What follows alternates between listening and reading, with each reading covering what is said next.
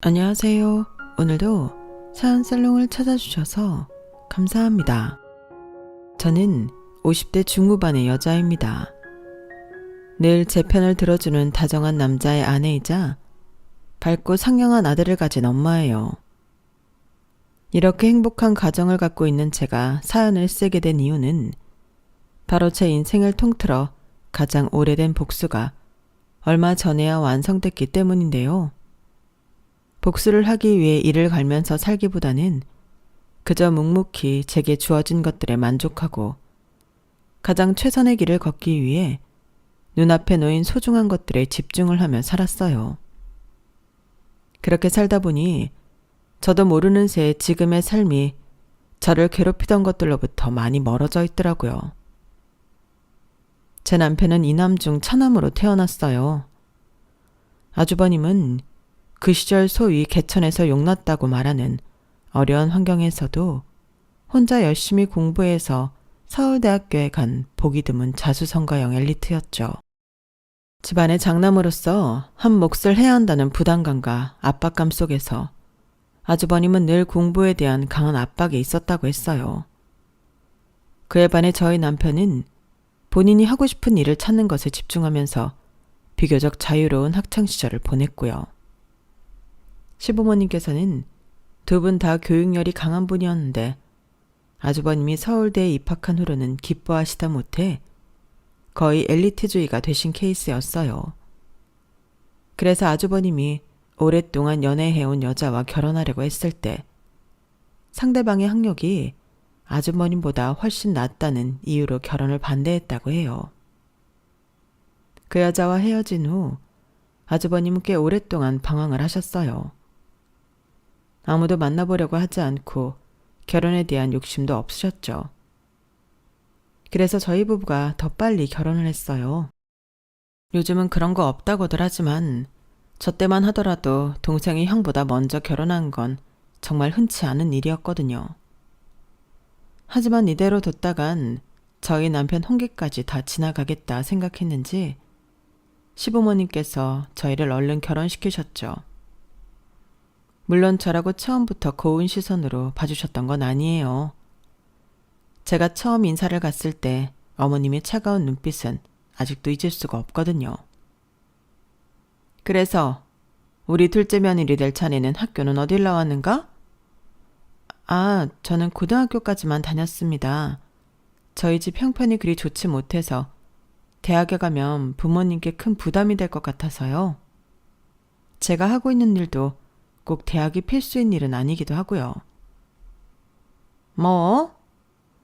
안 그래도 요즘에 대학 안 나온 사람이 어디 있나? 안 그래요, 여보? 아유, 그러게. 아무리 여자들이 결혼하고 애 낳고 하면 집안일 하느라 대학 졸업장 같은 거 다 의미 없다곤 하지만 그래도 나온 거랑 안 나온 거는 천지 차이인데 공부를 좀 더 세부적으로 하는 것도 그렇지만 그 안에서 또 하나의 작은 사회를 배우기도 하거든. 남들은 대학 다니면서 작은 사회를 배우는 시기에 저는 진짜 사회에 나와서 많이 배웠어요. 너무 걱정 마세요. 그래도 우리 집안 체면이 또 있는데 이렇게 가방끈이 짧은 며느리가 들어와서 적응이나 제대로 할 수 있으려나 모르겠네. 끝까지 저를 못마땅해 하던 시부모님께서는 아주버님이 본격적으로 방황을 시작하고 난 뒤늦게 정신을 차리시고 저희를 결혼시키셨어요.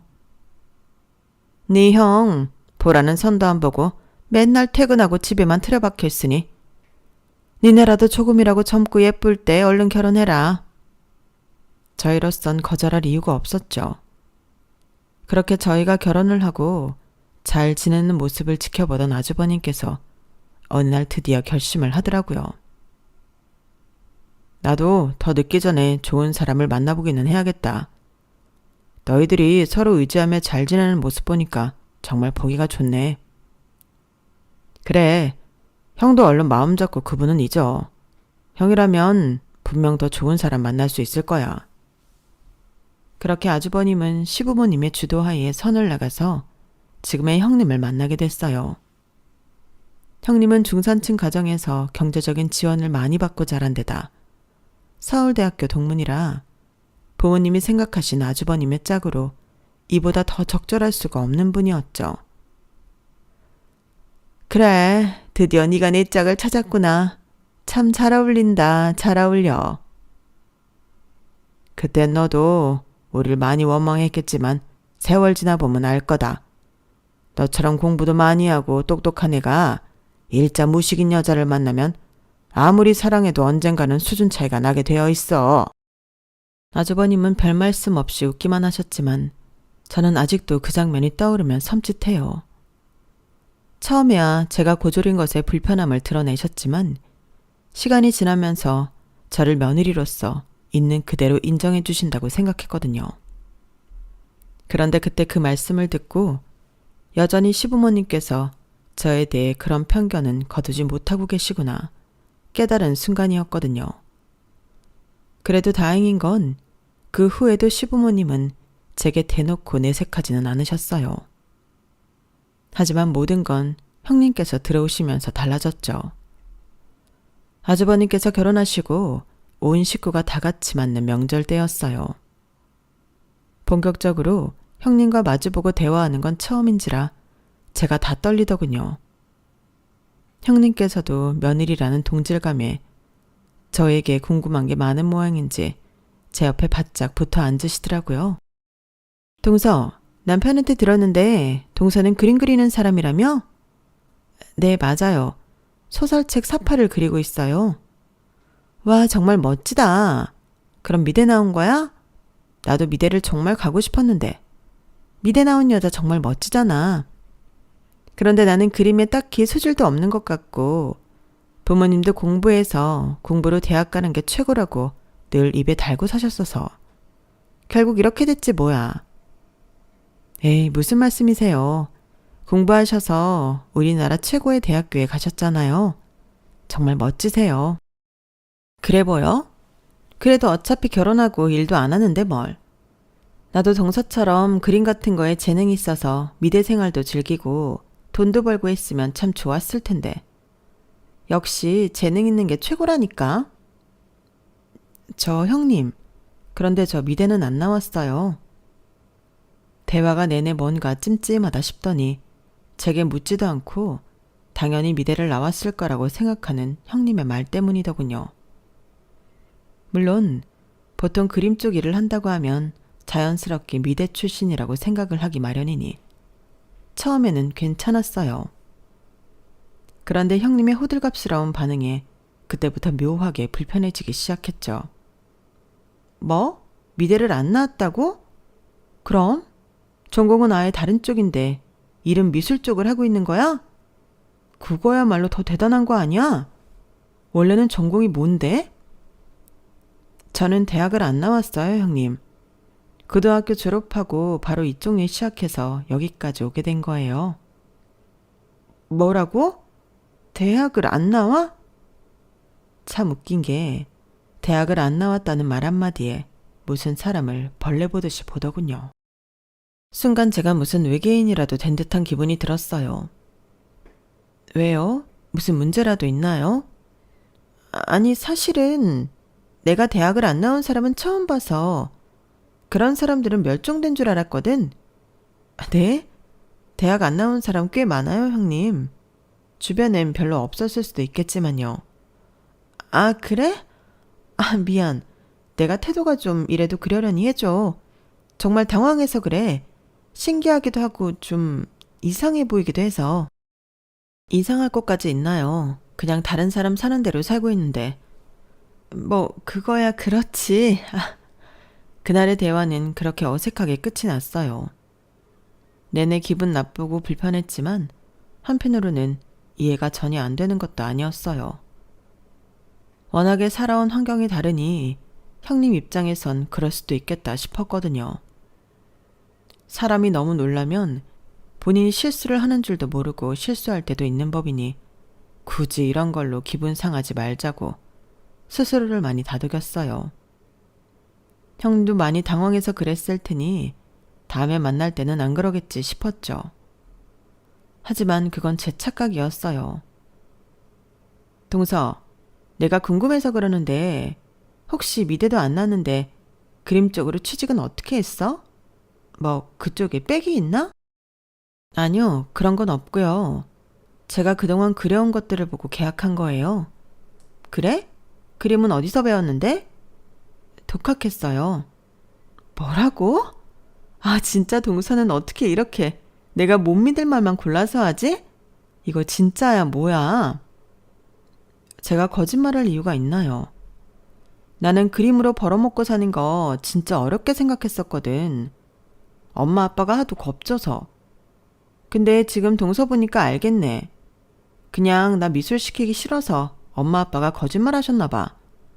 그래서 말인데 나 그림 좀 가르쳐 줄래? 네? 아, 그게 제가 다른 사람한테 배운 적이 없다 보니 누굴 가르치려고 하면 어떻게 해야 할지 감이 안 잡혀서요.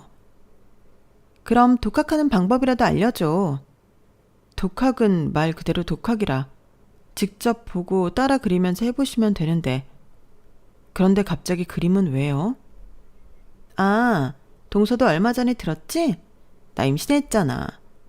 원래는 남편 회사 가면 집안일 하면서 하루를 보냈는데 임신하니까 아무것도 못하겠는 거 있지? 그래서 나도 소일거리해서 용돈벌이나 좀 해볼까 하고. 소일거리요? 나도 그림 좀 배워서 표지 그려보게. 동서 하는 거 보니까 수입이 꽤 짭짤해 보여서. 어차피 미대 출신 아니어도 다 써주는 거 보니까 나도 좀만 배우면 할 수 있을 것 같은데? 대놓고 깔보는 듯한 말투에 기분이 상했어요. 이 일을 하기까지 저도 정말 오래 걸렸거든요. 거의 독학으로 배웠다 보니 배우는 속도도 느렸고 제 그림이 업계에서 인정받기까지도 많은 시간이 걸렸어요. 수많은 실패를 거듭하면서도 포기하지 않았던 건 그만큼 그림에 누구보다 애정과 열정이 있기 때문이었어요. 그런데 그렇게 힘들게 개척한 길을 대학을 나오지 않았다는 이유로 쉽게 본다는 게 화가 나더라고요. 형님, 제가 하는 일이 쉬워 보이세요? 응? 누가 쉬워 보인대? 왜 괜히 자격지심이야?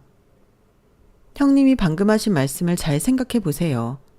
제 일을 쉽게 보지 않고서는 절대 할 수 없는 말씀이세요. 그때 멀찍이서 저희의 대화를 듣고 있던 남편이 와서 끼어들더군요. 그건 이 사람 말이 맞는 것 같은데요. 이 부분은 정확히 사과를 해줬으면 좋겠어요.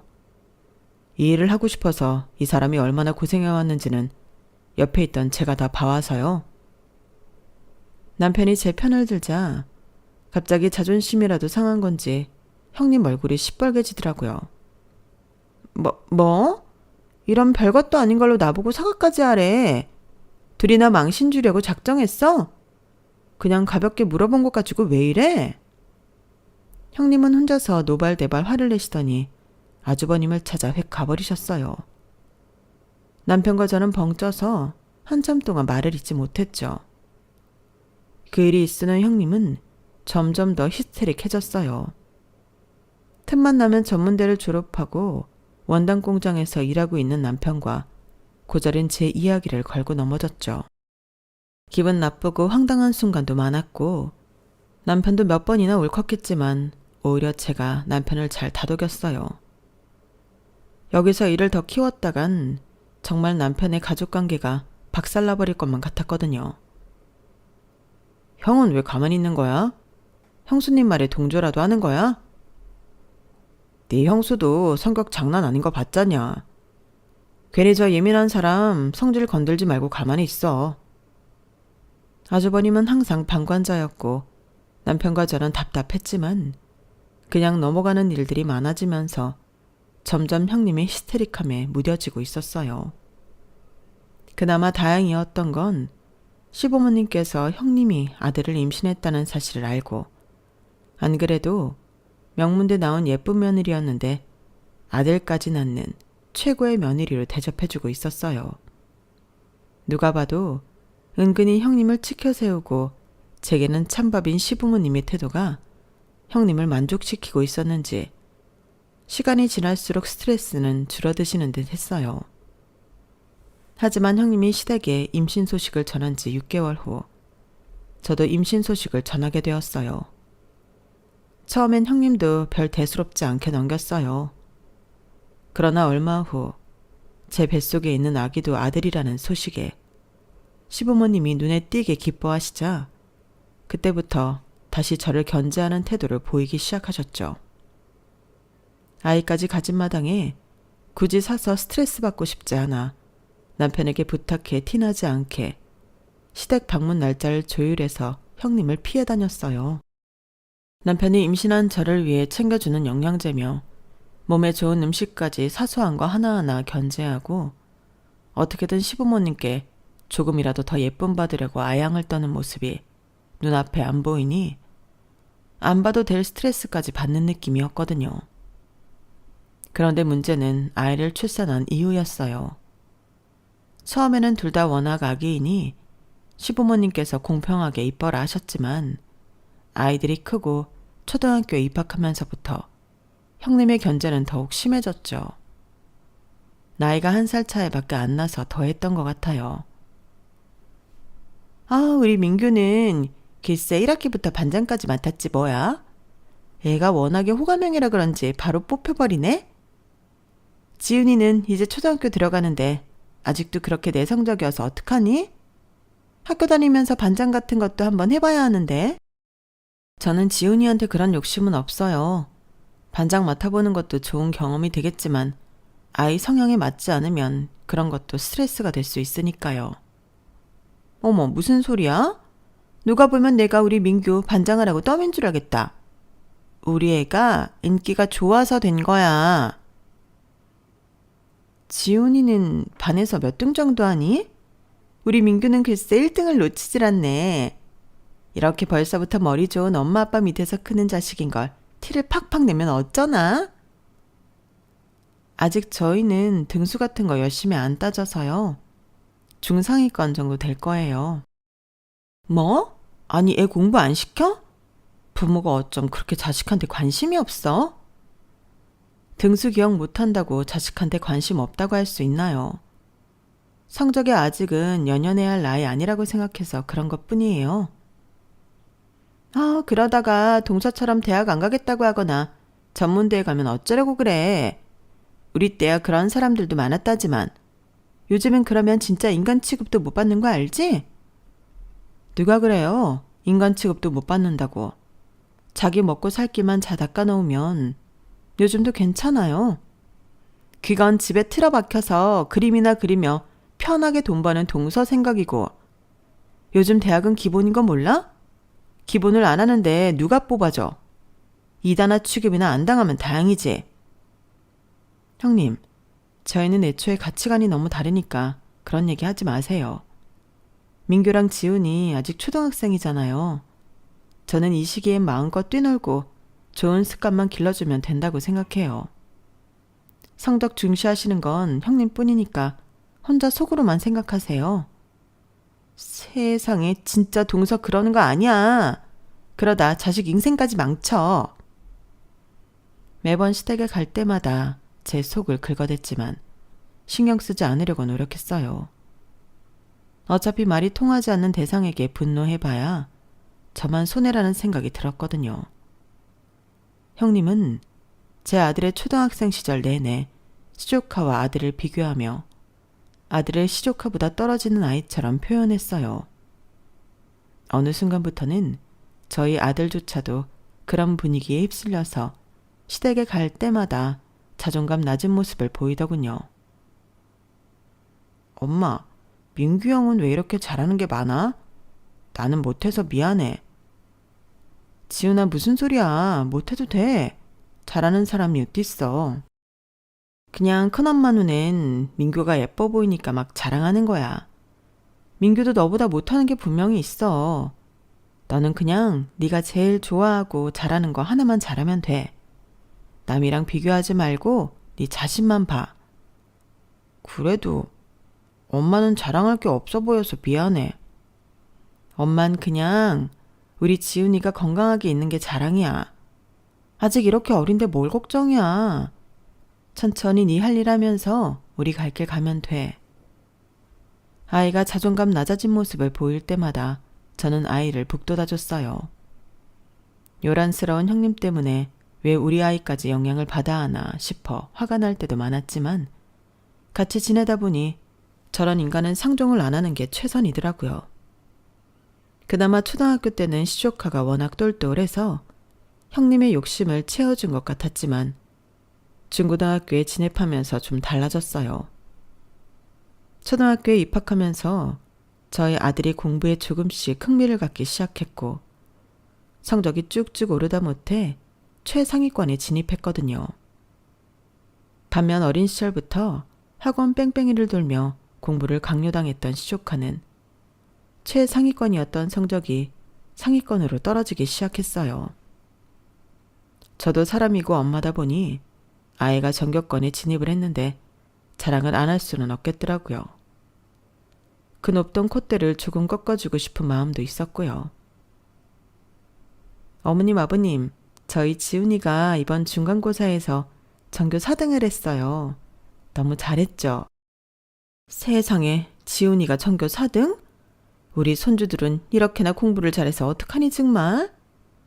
어릴 때 민규가 잘하는 것 같더니 커서는 지훈이가 더 잘하는구나. 그쵸? 저도 이런 날이 오게 될 줄은 상상도 못했다니까요. 너무 기특해요. 근데 지훈이는 학원도 별로 안 다니지 않니? 아니, 민규는 학원도 엄청 다니는데 왜 성적이 점점 떨어지는 거야? 성적이라는 게 원래 오르기도 하고 떨어지기도 하는 거니까요.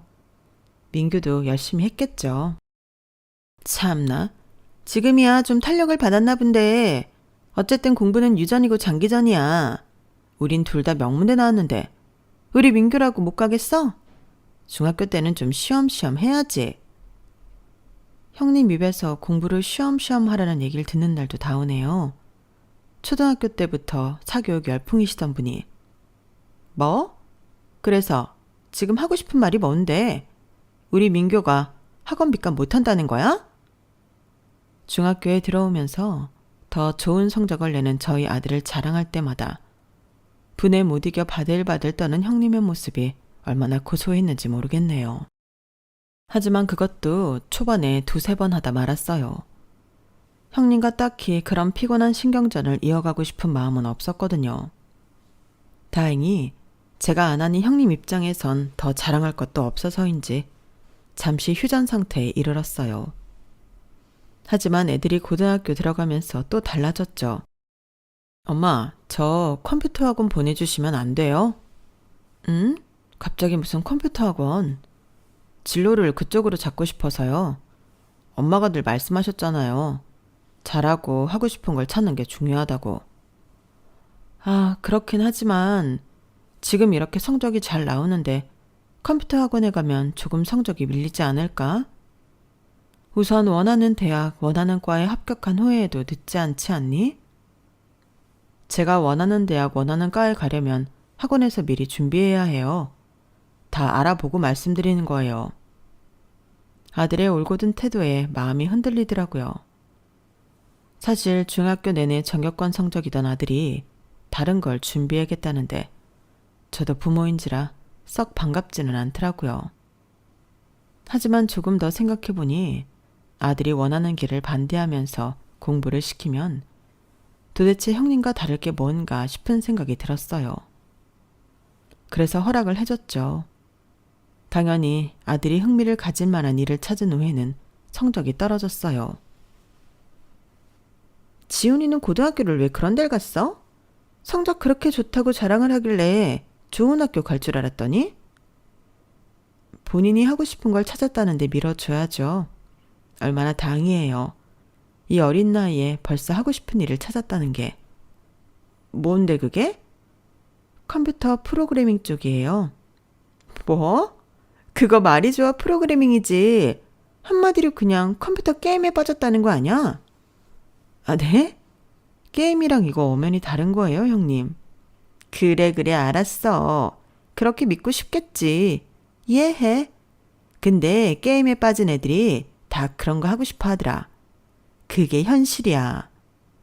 원래 애들이 사춘기 겪으면서 성적이 좀 떨어지더라고. 우리 민규는 그게 중학교 때 와서 차라리 다행이었지 뭐야. 지금은 맘 잡고 열심히 하거든. 근데 우리 지훈이는 완전 그 집안의 희망이었는데 사춘기가 늦게 와서 어쩌나? 동서집에서 명문대 출신 하나 나오나 했는데. 그놈의 명문대 타령 좀 그만하세요, 형님. 명문대 갔는데 싫어할 부모 없다지만 형님은 너무 심하세요. 저는 아무리 공부 잘해도 어릴 때 제대로 뛰어놀던 기억조차 없이 내가 하고 싶은 게 뭔지도 모르는 채 사는 것보다는 이렇게 키우는 게 좋아요. 그냥 가치관이 다른 거라고 몇 번이나 말씀드렸잖아요. 형님이 우리 지훈이 불쌍해하듯 저도 민규 불쌍한 건 피차 일반이니 속으로만 생각하세요. 어머머? 동서 진짜 웃긴다. 우리 민규가 불쌍하긴 뭐가 불쌍해? 이대로만 가면 탄탄대로인데. 잘 나가다 딴 길로 샌 지훈이가 불쌍하지. 이런 걸 부모가 바로잡아서 바른 길로 인도해야 하는데 동서 그거 부모 역할을 제대로 못하는 거야. 그렇게 생각하시면 할 수 없죠. 그냥 부모 역할 못하는 부모 할게요. 됐죠? 여보, 왜 또 형수님이랑 싸우고 그래. 말도 섞지 말라니까. 형수님도 제발 그만 좀 하세요. 우리 애는 우리가 알아서 키울 테니까. 형도 가만 보고만 있지 말고 좀 말려라. 그래, 민규랑 지훈이랑 똑같이 키울 순 없잖아. 재수 씨한테 그만 좀 해. 그래도 이해가 안 가는 걸 어째. 지훈이 같이 지원 안 해줘도 스스로 공부하는 똑똑한 아들 우리 밑에 키웠으면 수제소리 들으면서 자랐을 텐데. 아무튼 이래서 지원도 받아본 놈이 할 줄 알고 공부도 해본 놈이 잘한다는 말이 괜히 있는 게 아니라니까. 형님은 고등학교에 들어가 저희 아들은 다른 길을 택하고 자기 아들은 최상위권에 다시 안정적으로 들어가니 아주 기고만장해져서는 저희 집을 깔봤어요. 그러다 시간이 지나 결국 시옥하는 명문대에 합격했어요. 민규야, 서울대에 붙었다면서? 정말 축하한다. 어릴 때부터 공부하는 모습만 본 것 같은데 그 노력이 이렇게 빛을 발하는구나. 정말 고생 많았어. 그러니까 말이야. 이제는 네가 하고 싶은 것들 좀 마음껏 하면서 살아라. 잘했다. 형님이 얄미운 건 둘째치고 시조카는 참 착하고 반듯한 아이였기에 진심으로 축하의 말을 전했어요. 그랬더니 시조카가 울먹이더군요. 감사합니다, 작은 엄마, 작은 아빠. 뭘 그렇게 호들갑이야. 나는 우리 아들이 서울대 갈 줄 알았는데. 나도 서울대, 이 사람도 서울대인데 아들만 못 가는 게 말이 돼? 서울대도 유전이라는 게 있다니까. 난 뭐 좋긴 한데 당연한 거라 그렇게까지 기쁘진 않아. 대한민국에서 가장 좋은 학교를 합격했음에도 아이의 얼굴이 전혀 밝거나 행복해 보이지 않았고 저희가 전한 축하의 말에 눈물을 글썽이는 걸 보고 뭔가 기분이 묘하긴 했는데 형님의 태도를 보니 그 이유를 바로 알겠더라고요. 아이한테 수고했다, 축하한다는 말 한마디 안 해준 것 같았어요. 그런 형님은 무시하고 시조카에게만 말을 걸었죠. 그런데 민규야, 전공은 뭘로 택했니? 네가 뭘 좋아하는지 작은엄마가 들어본 적이 없어서 뭘 택했을지 궁금한데? 그냥 성적에 맞춰서. 아니, 언제부터 우리 아들한테 그리 관심이 있었다고 그런 걸 물어? 됐어. 시조카가 말해주려는 걸 형님이 중간에 끼어들어서 싹둑 잘라서 전공이 뭔지는 못 들은 채로 대화가 끝났어요. 그리고 또다시 1년이 지나 제 아들의 입시가 다가왔죠. 아들은 그동안 모 글로벌 IT 기업에서 청소년 대상으로 주최하는 코딩 대회에 나가 수상도 하는 등 나름대로 야무지게 준비를 잘해왔고 본인이 가고 싶어 하던 대학교에 붙었어요. 세상에, 나는 역시 우리 아들 믿었다니까? 너무 축하해. 수고했어, 아들. 오늘은 맛있는 거 먹자. 가족들끼리 성대한 축하 파티를 열었고 친정에도 곧 소식을 전했어요. 친정에서는 당연히도 온 식구가 진심으로 기뻐해줬어요. 하지만 시댁에는 이야기를 하기도 전부터 스트레스를 받더라고요. 제 아들이 원하던 대학에 간 사실을 알게 되면 또 엄청난 질투와 견제를 시작할 것 같아 상상만 해도 벌써 지치는 기분이 들었어요.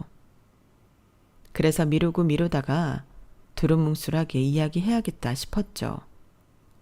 그렇게 설 연휴가 다가왔어요. 형님은 온 식구가 자리에 앉자마자 비웃음을 띠시더군요. 아니, 우리 지은이는 수능 끝난 지가 언젠데 아직까지 소식이 없어? 설마 재수해? 아니면 그냥 동서처럼 고졸? 아님 서방님처럼 전문대? 누가 봐도 비아냥대는 말투에 남편이 발끈하려고 하길래 남편의 무릎을 꽉 쥐어 가라앉혔어요. 아니요. 멀쩡한 4년제 대학 합격했어요. 그것도 지훈이가 가장 가고 싶어 했던 학교로요. 아들이 가고 싶었던 대학에 갔다고 하니 바로 심기가 불편해지는 게 얼굴에 보이더군요. 그래? 그럼 당연히 서울에 있는 대학이겠네. 어딘데? 서울에 있는 대학은 아니고요. 대전에 있는 대학이에요. 뭐? 대전? 가고 싶었던 대학이라면서 그렇게 꿈이 낮았던 거야? 세상에. 4년제 지방대? 와, 이거 어떡하니? 그렇게 공부 잘하던 애가 컴퓨터 게임에 빠지더니. 하도 어이가 없어서 보고 있었더니 형님은 신났는지 혼자 조잘조잘 떠들기 시작했어요. 하여, 요즘처럼 취업 어려운 세상에 지방대 나와서 뭘 어쩌게. 아주 그냥 동선의 집안에 고졸 전문대 지방대 종류별로 다 있네. 모아놓으니 완전 오합지졸 아냐? 뭐라고요? 아니지. 그래도 지훈이가 제일 가방끈은 기네. 하여와, 말세다 말세. 그나마 얘가 니네 집안의 희망이었는데 이걸 어쩌니? 그러게, 부모 역할이 이렇게 중요하다니까. 아, 뭐 그래도 괜찮아. 어차피 서방님이 그 쬐깐한 원단 공장 운영하고 있으니까 그거나 물려받으면 되지 뭐. 지방대 나와서 뭐 제대로 된 회사 취직이나 하겠어? 멍청한 부모 닮아 지방대 가게 된 건 참 애석하다만 4년 동안 네 부모 뼈 빠지게 일한 돈으로 대학 보내놨더니 졸업하고 하루 종일 컴퓨터 붙잡고 씨름하면서 취준생으로 부모 등골 빼먹지 말고 학비 아까우니까 공장이나 가렴. 형님은 단단히 오해를 하고는 혼자 신나하더니 결국 가족 간에 넘지 말아야 할 선을 한참 넘어버리더군요. 매번 평정심을 유지하려고 노력하는 저였지만 이건 저도 뚜껑이 열리더라고요. 그래서 뭐라고 한마디 쏘아 붙이려는 순간 이번에 늘 묵묵하게 듣고만 있던 아들이 나섰어요. 큰엄마, 적어도 비아냥되실 거면 어느 대학에 붙었는지 이름이라도 물어보시고 비아냥되시죠. 제가 그렇게 큰엄마가 무시할 만한 대학에 가고 싶어 했겠어요? 뭐? 이게 대가리 컸다고 큰엄마한테 대들어? 뭐? 대전에서 제일 좋은 대학이라도 합격했니? 그래봤자 지방대가 지방대지. 큰엄마 서울대, 큰아빠 서울대, 민규 서울대인데 큰엄마한테 어떤 대학을 들이밀든 그게 성에 차겠니? 얘 아주 웃기는 애네. 됐어, 지훈아. 니네 큰엄마가 말이 통하는 사람 같니? 이쯤 하고 너는 빠져. 아니요. 저도 열심히 노력한 만큼 더 이상은 무시당하고 비웃음 당하고 싶지 않아요. 어른 싸움에 애까지 휘말리게 하고 싶지 않아서 말렸지만 아들도 이미 눈이 돌아있더군요. 핸드폰을 켜서 뭔가를 입력하더니 형님에게 가서 화면을 들이밀었어요. 메일? 이걸 왜 나한테 보여주니? 자세히 읽어보시죠. 카이스트? 네, 보이시죠? 제가 여기 붙었다는 합격 통지서예요. 그렇게 대학 입에 달고 사는 사람이니 어떤 대학인지는 단번에 알아본 것 같았어요. 잠시 놀랐는지 말이 없더군요. 뭐, 그래봤자 서울대가 최고인 게 변해? 그래, 뭐 가고 싶던 대학 붙은 건 축하한다만 이게 이렇게 기고만장할 일은 아닌 것 같은데? 형님 기가 꺾으신 거 보니까 우리 아들 좀 기고만장해도 될 것 같은데요. 그래요, 엄마. 좀 그만하세요. 지훈아, 가고 싶었던 대학에 붙었다니 정말 부럽다. 보통은 다들 성적 맞춰서 가거나 학과도 원하던 걸로 못 가잖아. 고생 많았어. 고마워, 형. 그래도 시축한 진심으로 저희 아들을 축하해주는 모습을 보니 좀 찡하더군요. 세상에 카이스트 거기 정말 가기 힘든 곳 아니냐? 아휴, 우리 손주들은 어떻게 이렇게 똑 부러지는 애들만 있는지. 이 할애비의 할미도 너무 기쁘구나. 지훈이는 학원도 많이 안 보냈는데 어쩜 야무지게 자기 살 길을 찾아가는구나. 지훈이가 어릴 때부터 총명하기 남다르긴 했어요.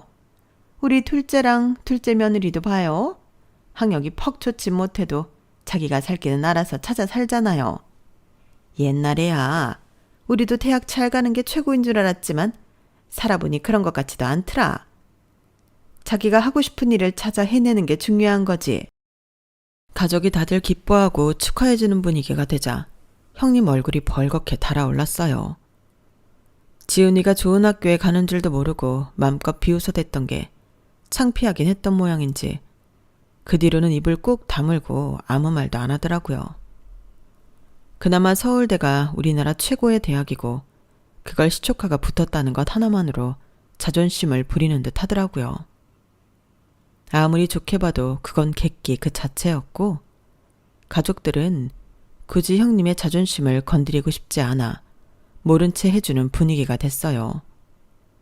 하지만 몇 년 뒤 저희 아들이 졸업 전 모 글로벌 IT 기업에 스카웃되어 실리콘밸리로 가게 되면서 격차는 더욱 심화됐어요. 세상에나 우리 집안에도 외국에 스카웃되어 가는 인재가 있다니. 그러게요. 네, 이거 동네방네 소문내서 잔치를 벌리던지 해야지 원. 아직 졸업도 전인데 이제 마음 편히 학교 다니면서 한국생활 마무리할 일만 남았네. 그동안 할머니 할아버지 집에도 자주 놀러오고. 알겠니? 네, 할머니. 그나저나 민규는 어찌 됐니? 졸업은 진작 했고 공무원 준비는 잘 돼가니? 네, 공부하고 있어요. 너도 3학년 때부터 준비하지 않았니? 아, 어머님. 요즘 공무원 공부가 그리 쉬운 줄 아세요? 너무 닥달하지 마세요. 애 스트레스 받아요. 서울대식이나 나온 애가 공무원 준비만 벌써 몇 년째야? 좋은 회사는 못 갈 망정. 그런 건 바로 붙어야지. 하고 싶은 게 별로 없다잖아요. 그럼 안정적인 게 최고니까 공무원 시험이 제일이죠. 에휴, 공무원 좋다는 것도 옛날 말이지. 월급도 적고 이제 연금도 줄어든다는데 붙어도 문제 아니니? 어머님도 참 뭘 모르셔서 그래요. 아무튼 올해는 꼭 붙을 거니까 애한테 스트레스 주지 마세요. 우리 민규가 다른 건 몰라도 공부는 잘하잖아요. 믿으시죠? 내가 내 손주 믿어야지 그럼. 벌써 3년째인데 이번에는 붙어야지. 몇 년씩이란 못 붙고 빌빌거리지만 않으면 된다. 시부모님은 시조카를 보며 혀를 차셨어요. 그걸 보는 형님의 표정이 참 볼만하더군요. 물론 시조카의 표정이 어두워진 것은 마음이 안 좋았지만요. 아들은 몇 달 뒤 무사히 대학 졸업을 마친 후 가족들의 따뜻한 배웅 속에 실리콘밸리를 떠났어요. 제 아들이지만 꿈을 이뤄서 떠나는 모습이 참 멋지더군요. 그 예에는 안타깝게도 시조카가 공무원 시험에 또 낙방했다는 소식을 들었고 그 뒤로는 형님도 기가 죽었는지 더 이상 가족 모임에 자식 자랑을 하거나 저희 가족을 무시하고 비웃는 행위를 하지 않으시더라고요. 그렇게 몇 년이 더 지났을까요? 어느 날 남편이 운영하는 공장에 들어온 이력서를 훑어보다 깜짝 놀라 제게 달려오더라고요. 여보, 세상에 이거 민규 아니야? 뭐? 민규가 당신 공장에 지원을 했다고? 그러니까 뭐지? 민규 공무원 시험 계속 준비하고 있는 거 아니었어? 그러게. 그러고 보니 그 뒤로 어떻게 지내는지 말씀을 안 해주셔서 그냥 공부 계속하고 있는 줄 알았네. 또 떨어졌을까봐 물어보기도 좀 뭐하고 해서. 이것 봐 민규. 서울대 농업생명과학대였네. 난 이것도 처음 알았어. 아, 그럼 설마 그래서 아들이 떠나던 날 진심으로 저희 아들을 응원하며 원하던 일을 해서 부럽다고 말하던 시조카가 떠올랐어요. 마음이 안 좋아서 이력서에 적힌 번호로 시조카에게 연락을 했죠. 민규야, 큰엄마야. 큰엄마 어쩐 일이세요? 잘 지내시죠? 그럼 다름이 아니라 네가 큰아빠네 공장에 지원을 했더라고. 공부는 그만둔 거니? 아, 그게요. 그날은 시조카와 정말 긴 통화를 했어요. 알고 보니 시조카는 농업대학에 가고 싶은 마음이 조금 더 없었지만 서울대를 성적 맞춰서 넣으려면 그곳밖에 없었고 시조카가 원하던 과는 학교 간판이 낮다는 이유로 극구 반대를 한 모양이더라고요. 4년 동안 관심도 없고 원치 않은 공부를 하면서 여러 번 자퇴도 고민했지만 서울대 포기는 우리 가족이길 포기하는 거라며 반협박을 하는 형님 때문에 중간에 관두지도 못하고 겨우 졸업을 했다고 했어요. 정 대학을 그만두고 싶다면 공무원이라도 하라는 말에 공무원 시험을 준비했지만 그것 또한 원치 않았던 공부였던지라 학교 탈출을 목적으로 하기엔 역부족이었고 그렇게 시간이 지나 억지로 졸업을 하고 나니 하고 싶은 새로운 일에 도전하기엔 너무 나이가 많은 느낌이었대요. 그래도 이제는 가장 늦었다고 생각할 때가 가장 빠르다는 생각이 들더라고요. 그래서 저도 좀 새로운 일, 새로운 도전을 해보고 싶어서 지원했어요. 저는 큰엄마처럼 그림 같은 예술적인 재능은 없으니까 큰아빠가 열정적으로 운영하시는 원단 공장에서 일을 좀 배워보고 싶었어요. 큰아빠가 일에 열정을 가진 모습을 옆에서 보면서 많이 자극받고 싶었거든요. 근데 우리가 너를 취직시켜도 되는지 모르겠다. 나중에 난리가 날까봐. 괜찮아요. 다 각오하고 지원했어요. 저한테 일을 시켜도 될 만한지 그것만 봐주세요. 저희 엄마를 생각하시면 정말 저를 쓰기 싫으시겠지만 한번 기회를 주신다면 잘해볼게요. 너 똑똑하고 야무진 거야. 우리는 잘 알지. 다만 너도 알다시피 우리가 니네 엄마한테 당한 게 많아서. 취직은 하되 너희 엄마도 반성이란 걸 좀 하게 만들고 싶구나. 그래도 괜찮겠니? 시오카는 한참 고민하더니 알겠다더군요. 엄마를 속상하게 하고 싶은 마음 생각은 없지만 어찌 보면 저도 엄마 때문에 너무 오랜 시간 방황을 해왔어요. 이제는 제 인생을 위해 엄마가 좀 양보해 주셔야 할 때가 온 것 같아요. 그렇게 저는 시조카의 동의를 받은 후 형님에게 전화를 걸었어요. 뭐야 동서? 웬일로 전화를 다 하고? 형님, 기쁜 소식 전해드리려고 전화했어요. 민규 합격시키려고요. 합격? 갑자기 무슨 뚱딴지 같은 소리야. 저희 공장이요. 민규 다음 주부터 출근시키려고요. 뭐? 누구 마음대로? 갑자기 남의 집 귀한 아들을 왜 공장에 출근시킨대? 그 귀한 아들이 직접 제 발로 일해보고 싶다고 찾아왔던데요. 이력서 보니까 농대면 의류나 원단에 대해서는 아예 모를 것 같은데 열정 하나는 좋은 것 같아서 써주려고요. 얘는 야무진 거 아니까 가르쳐 놓으면 어디 쓸 데가 있을 것 같아서요. 대체 무슨 소리야? 우리 민규가 거길 왜 가? 우리 민규 서울대 나온 애야? 그런 애가 무슨 공장이야? 동서 뭐 꿈꿨어? 이게 꿈이면 민규가 농대인 걸 제가 어떻게 알았을까요? 형님은 끝끝내 숨기고 싶어 하셨잖아요. 형님이야말로 이제 꿈 깨세요. 형님은 그제서야 깨달았는지 전화기 너머로 정적이 흘렀어요. 이거 참 인생이 재미있네요. 안 그래요? 저희 아들한테 지방대 나왔으니 공장이나 들어가라 하신 게 형님이었는데 글쎄 지방대 나온 우리 아들은 실리콘밸리에 가고 서울대 간 형님 아들이 우리 공장에서 일하게 될 줄 누가 알았겠냐고요. 솔직히 형님만 생각하면 민규 여기에 취직시키고 싶지도 않지만 민규는 잘못 없으니까 제가 선처해 드릴게요. 그렇게 자랑스러워하던 형님 똑똑한 아들 일 얼마나 잘하는지 제가 지켜봅니다. 동서, 지금 되게 신나 보인다? 사람 그렇게 안 봤는데 인성이 영 별로네. 저는 형님이 하던 거 흉내내는 건데요. 형님도 당해보셔야죠. 내일 저희 아들이 조금만 민규보다 뒤처지는 것 같으면 신나서 어쩔 줄 몰라 하셨잖아요. 저는 이제 처음으로 한번 신나보는 건데요. 기분 어떠세요? 진짜 별로죠. 그러니까 앞으로라도 그렇게 살지 마세요. 그리고 이제 저희 남편이 민규 상사니까 아들 잘리고 또 빌빌대면서 형님 등골 빼먹게 하고 싶지 않으면 저희 집에 좀 잘 보이시고요. 서울대 나와서 경력 하나 없이 공부만 하던 애는 이제 사회에서도 잘 안 써져요. 그러니까 똑바로 하세요. 하고 싶은 말을 잔뜩 쏟아낸 후 형님이 뭐라 답을 하기도 전에 전화를 끊어버렸어요. 그 불같은 성격에 얼마나 분해했을지 안 봐도 눈에 선하더군요. 전화를 끊고 나서 남편이랑 얼마나 오랫동안 웃었는지 몰라요. 여보, 진짜 10년 묵은 채증이 다 날아가는 것 같다. 그러니까 그러게 인생을 좀 착하게 살지. 왜 자기가 한 행동을 그대로 당하나 몰라. 형님에 대한 원한과는 별개로 시조카에게는 하나하나 열심히 일을 가르쳐주기로 했어요. 욕심 많은 부모 때문에 허송세월을 낭비한 조카가 안쓰럽긴 하더라고요. 혹시 중국의 유명한 속담 중에 이런 속담 들어본 적 있으실까요?